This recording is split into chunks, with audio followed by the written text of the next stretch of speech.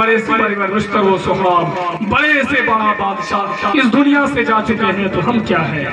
ملے خاک میں اہل شاہ کیسے کیسے، مٹے نامیوں کے نشان کیسے کیسے، ملے خاک میں اہل شاہ کیسے کیسے، مٹے نامیوں کے نشان کیسے کیسے۔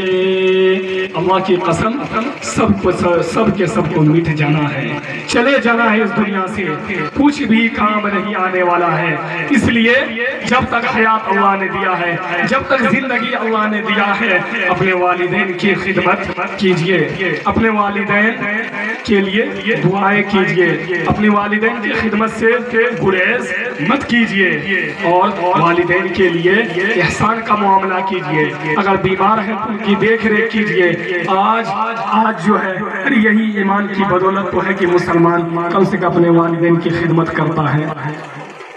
دنیا میں آج انگریز لوگ اپنے ماں باپ کو جب بوڑھے ہو جائے، اس کو جو ہے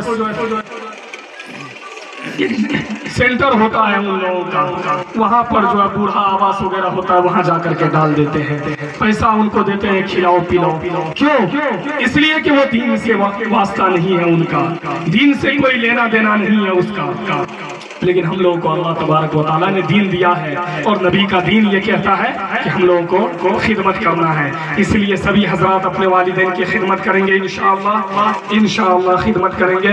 دیکھیں، اور دوسرے نمبر پہ آج جو ہے ایک چیز اور میں بیان کرنا چاہتا ہوں کہ ہوتی ہے، دیکھیے قرآن آج جو ہے کتنے ایسے آدمی ہوتے ہیں جو آپس میں بات چیت وغیرہ بند رکھتے ہیں ایک دوسرے سے۔ نہیں، حدیث میں کہا گیا، نبی کریم صلی اللہ علیہ وسلم نے فرمایا، لا یحل لمسلم ان يهجر اخاه فوق ثلاث فمن هجر فوق ثلاث فمات دخل النار۔ ہم سب کے سرکار دو جہاں سرور کونین صلی اللہ علیہ وسلم نے فرمایا، جس نے اپنے مومن بھائی سے بات چیت بند رکھا، 3 دن سے زیادہ اگر بات اس کی بند رہی اور اسی حالت میں وہ مر گیا تو جہنم میں جائے گا۔